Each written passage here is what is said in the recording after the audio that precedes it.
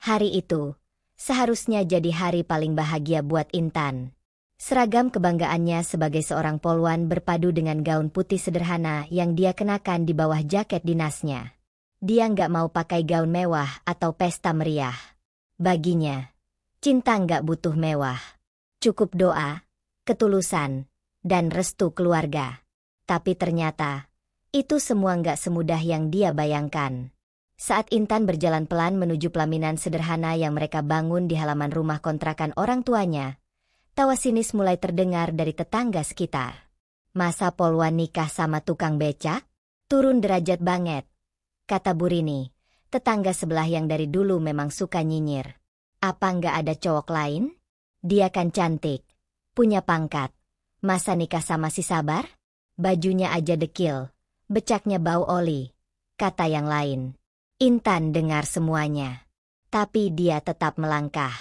Tangannya gemetar, tapi matanya tegas. Di pelaminan sudah menunggu Sabar. Laki-laki yang selama 2 tahun terakhir selalu jadi alasan kenapa Intan pulang dengan senyum meski lelah bertugas. Sabar bukan orang kaya, jauh dari itu. Tapi dia punya sesuatu yang bahkan banyak pria bergelar sarjana dan berkantong tebal pun gak punya. Hati yang bersih dan jiwa yang tulus.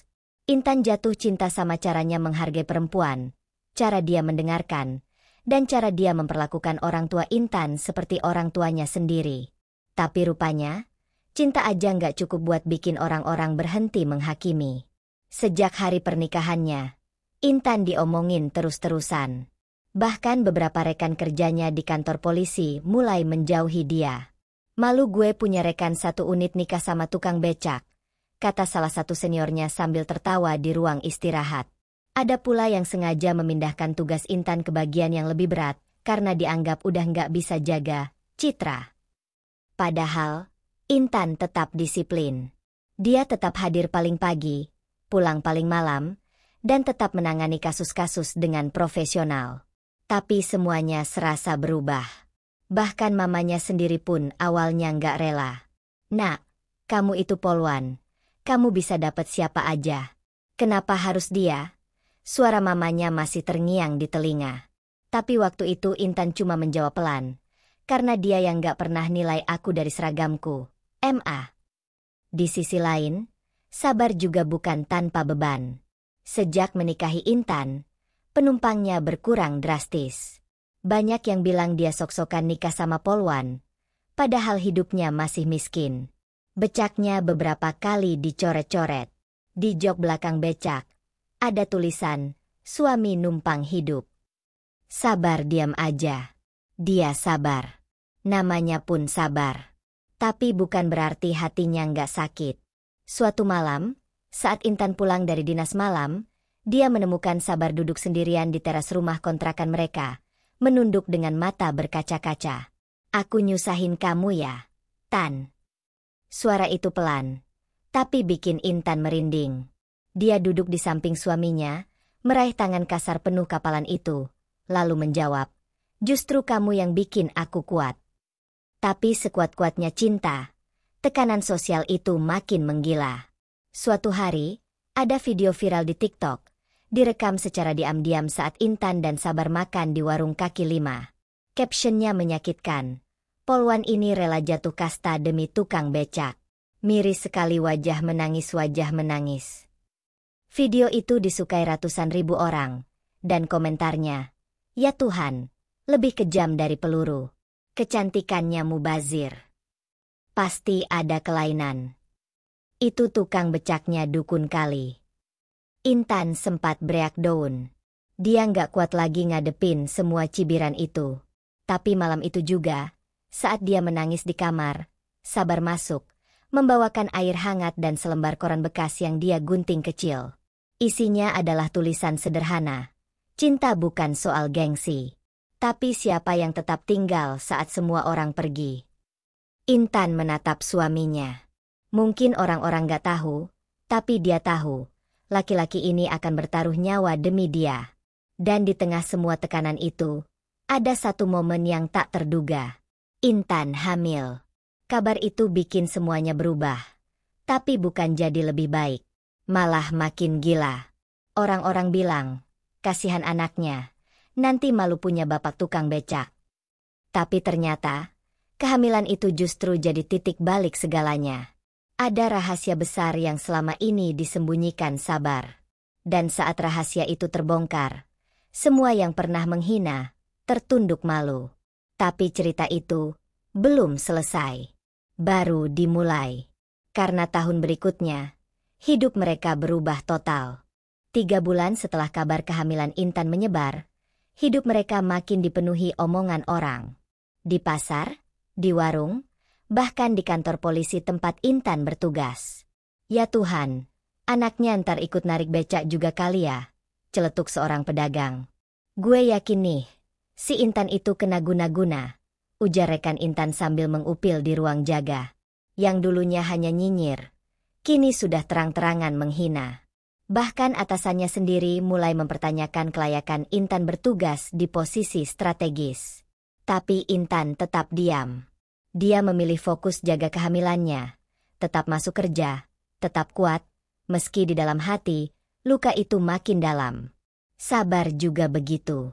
Dia tetap menarik becak, walau makin sering dihina, dibentak, bahkan pernah dikerjai dengan penumpang fiktif yang kabur tanpa bayar. Tapi di balik semua itu, ada sesuatu yang dia rahasiakan. Dan semuanya mulai terbuka ketika seorang pria muda berdasi turun dari mobil mewah di pinggir jalan dan menghampiri Sabar. "Pak, maaf, ini benar Bapak Sabar Suryatama?" tanya pria itu. Sabar diam. Matanya menatap pria itu, lalu mengangguk pelan. "Saya pengacara dari kantor peninggalan almarhum Bapak DRS Abdul Ghani Suryatama. Beliau meninggal minggu lalu. Dan Anda tercatat sebagai ahli waris utama," ujar pria itu tanpa ragu. Sabar tercekat. Udara di sekelilingnya seperti berhenti sejenak. Nama itu, ayah yang sudah meninggalkannya sejak kecil. Ayah yang memilih menikah lagi dan hidup berkecukupan di Jakarta. Meninggalkan ibunya yang jatuh miskin dan akhirnya meninggal karena tak mampu bayar rumah sakit. Selama ini, Sabar tak pernah mengaku siapa dia sebenarnya. Karena baginya, masa lalu bukan sesuatu yang harus dijadikan kartu nama. Ia hidup bukan untuk menyombongkan silsilah. Tapi ternyata, ayahnya meninggalkan surat wasiat yang tak main-main. Sabar menjadi pemilik sah atas beberapa properti di Jakarta, 1 rumah besar di Depok, dan saham di salah satu startup teknologi yang baru saja go public. Nilainya miliaran. Awalnya Sabar bingung, ragu, bahkan menolak. Tapi pengacara itu bilang, pesan terakhir beliau, "Jika Sabar tidak mengambil haknya, saya tidak tenang di akhirat. Saya sudah menyesal terlalu lama." Sabar diam. Malam itu dia pulang dengan hati campur aduk. Ia belum cerita ke Intan. Tapi Tuhan punya cara sendiri untuk membalik keadaan. Beberapa hari kemudian, kontrakan mereka dibobol maling. Motor tua mereka digondol, dan Sabar dihajar habis-habisan karena coba melawan. Intan menangis, merawat luka-luka suaminya sambil menahan kontraksi ringan karena kehamilannya mulai besar. Dan malam itu, Sabar akhirnya berkata, "Tan, aku bohongin kamu. Aku bukan cuma tukang becak." Intan menoleh, heran. "Maksudnya?" Dengan suara bergetar, Sabar cerita semuanya. Tentang ayahnya, tentang warisan, dan tentang bagaimana dia memilih hidup sederhana karena tidak mau mengulangi kesalahan ayahnya, menjadikan uang sebagai segalanya. "Aku jadi tukang becak karena aku mau belajar jadi orang benar dari nol. Bukan numpang nama. Aku mau tahu rasanya kerja keras. Dan aku nggak nyangka Tuhan justru balikin semuanya lewat kamu," katanya sambil menggenggam tangan istrinya. Intan nggak bisa berkata apa-apa. Air matanya turun begitu saja. Bukan karena marah atau kecewa, tapi justru karena bangga. Laki-laki yang selama ini diremehkan orang ternyata jauh lebih berharga dari semua jabatan dan uang di dunia. Dan seperti takdir yang menunggu momen, 1 minggu setelah itu, sebuah mobil hitam datang ke gang sempit tempat mereka tinggal. Beberapa orang bersetelan jas turun dan menjemput Sabar. Saat itulah semua tetangga mulai kepo. "Loh, itu siapa? Orang ban ya?" Ngapain masuk gang sempit? Dan satu kejadian yang paling bikin semua tertunduk malu adalah saat surat kabar lokal memuat berita di halaman depannya. Ahli waris perusahaan startup terbesar di Jakarta ternyata seorang tukang becak. Foto Sabar, masih dengan bekas luka di pipinya, terpampang dengan tulisan tebal. Seminggu kemudian, media nasional datang mewawancarainya. Cerita cinta mereka, Intan si Polwan dan Sabar si becak, jadi viral. Tapi bukan karena hinaan, tapi karena jadi inspirasi. Di depan kamera, Sabar berkata, "Kalau dulu saya dikenal sebagai tukang becak, maka saya bersyukur. Karena dari becaklah saya belajar menghargai waktu, tenaga, dan manusia." Dan malam itu, Bu Rini, tetangga yang dulu paling keras menghina, datang membawa bingkisan. Tapi langkahnya gemetar. "Maaf ya, Tan, Sabar, saya salah nilai kalian." Intan hanya tersenyum. Sabar juga. Karena mereka tahu, penghinaan itu akhirnya kalah sama kebenaran. Tapi ini belum akhir. Anak mereka akan segera lahir. Dan keputusan besar akan dibuat. Tetap hidup sederhana, atau menerima warisan dan membalikan nasib. Dan disitulah, bab ketiga dimulai. Hari itu langit mendung, seolah ikut mengiringi kecemasan di wajah Sabar yang berdiri di depan ruang bersalin. Langkahnya mondar-mandir, wajahnya pucat, dan jari-jarinya terus mengusap keringat yang tak kunjung kering. Suara tangis perempuan terdengar samar dari balik pintu, dan itu suara yang sangat dikenalnya. Intan, istrinya, pahlawan hatinya. Perempuan yang pernah dihina karena memilih hidup bersamanya. Laki-laki yang tak punya apa-apa selain becak tua dan ketulusan. Tapi hari ini, semuanya berbeda. Hari ini mereka menanti kehidupan baru. Anak pertama mereka. Waktu berjalan lambat. Beberapa perawat keluar masuk. Sabar sesekali melirik, mencoba menangkap kabar apapun. Hingga akhirnya suara tangisan bayi memecah udara. Tangis itu bukan suara biasa. Bagi Sabar, itu seperti panggilan jiwa. Sebuah tanda bahwa cinta mereka telah melahirkan sesuatu yang lebih besar dari semua hinaan. Harapan. Tak lama kemudian, seorang perawat keluar sambil tersenyum. "Selamat, Pak. Anak laki-laki. Ibu dan bayinya sehat." Sabar gemetar. Air matanya langsung jatuh. Ia masuk ke dalam, dan melihat Intan yang terbaring lemah namun tersenyum bahagia, sambil menggendong bayi mungil yang masih merah. "Ini, anak kita, SAB," bisiknya lemah. Sabar mencium kening istrinya. "Kamu hebat, Tan. Kamu luar biasa." Beberapa hari kemudian, mereka membawa pulang bayi mungil itu ke rumah kontrakan. Rumah kecil yang dulu jadi saksi cibiran dan tawa sinis tetangga, kini mendadak ramai oleh tangisan bayi dan suara tawa kecil penuh syukur. Tapi Sabar tahu, mereka tak bisa terus bertahan di situ. Bukan karena gengsi, tapi karena kini mereka punya tanggung jawab lebih besar, membesarkan anak di lingkungan yang layak dan sehat. Setelah diskusi panjang dan penuh perenungan, Sabar akhirnya memutuskan untuk menerima warisan dari ayahnya, bukan untuk hidup mewah, tapi untuk membawa perubahan. Namun, langkah pertama yang dia lakukan justru mengejutkan semua orang. Ia tidak pindah ke rumah mewah. Ia tidak membeli mobil baru. Ia bahkan tidak mengganti becaknya. Justru sebaliknya, ia dan Intan mengundang semua warga gang ke acara syukuran sederhana di depan kontrakan mereka. "Kami ingin berbagi cerita," kata Intan membuka acara itu. "Karena kami percaya, Tuhan tidak menaruh kita di posisi tertentu untuk pamer, tapi untuk menjadi pelajaran." Warga yang dulu mencibir kini datang dengan wajah canggung. Bu Rini bahkan datang membawa rantang isi sayur asem, sambil tersenyum kikuk. Di tengah acara, Sabar berdiri. Ia tidak memakai jas, tidak juga berdandan mewah. Ia tetap dengan kemeja flanel lusuhnya. Tapi kata-katanya bikin semua tertunduk. "Dulu saya hanya tukang becak. Bahkan sampai sekarang pun saya masih merasa begitu. Tapi hari ini, saya bukan berdiri sebagai ahli waris siapa-siapa. Saya berdiri di sini sebagai suami dari perempuan yang paling berani saya kenal. Perempuan yang tetap memilih saya ketika semua orang menyuruhnya pergi. Hari ini, saya ingin bilang ke kalian semua, kalian boleh hina saya, boleh tertawakan saya.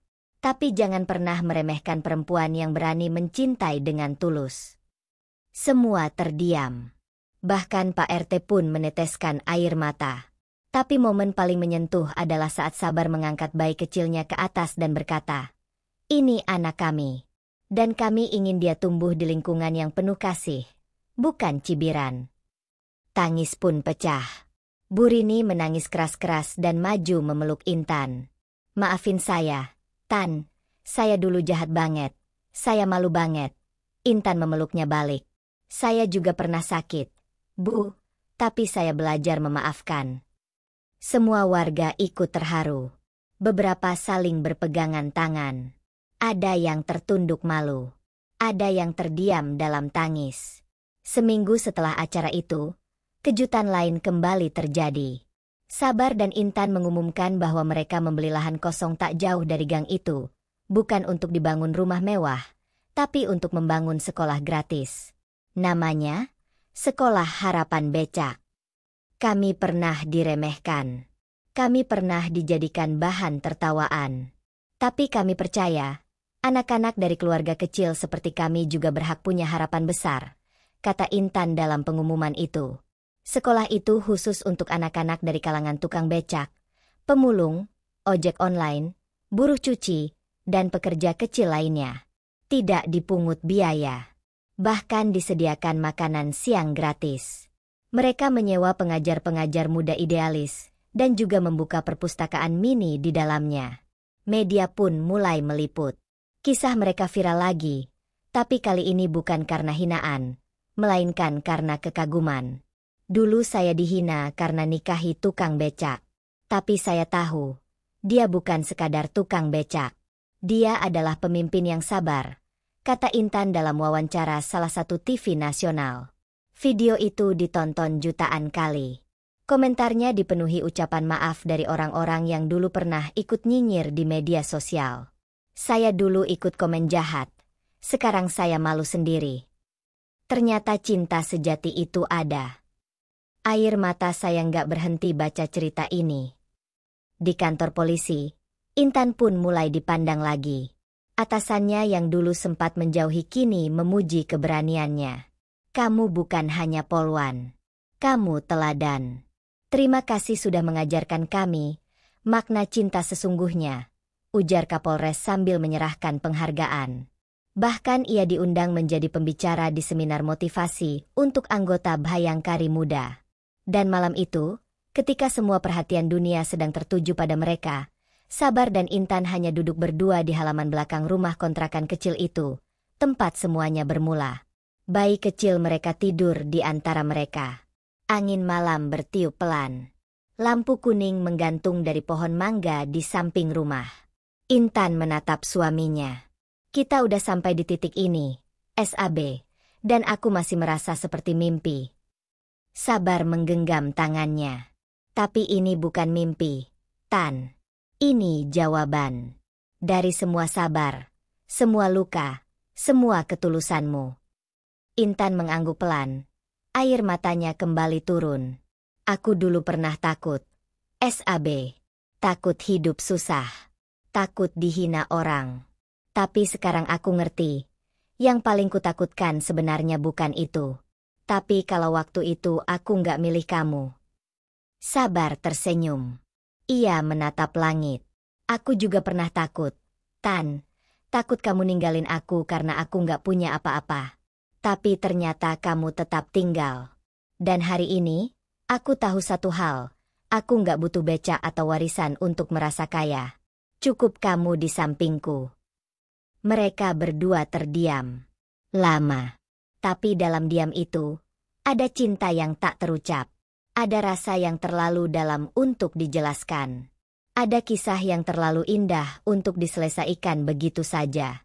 Dan ketika bayi mereka menggeliat pelan dan mengeluarkan suara kecil, mereka berdua menunduk bersamaan dan mencium kening anak itu.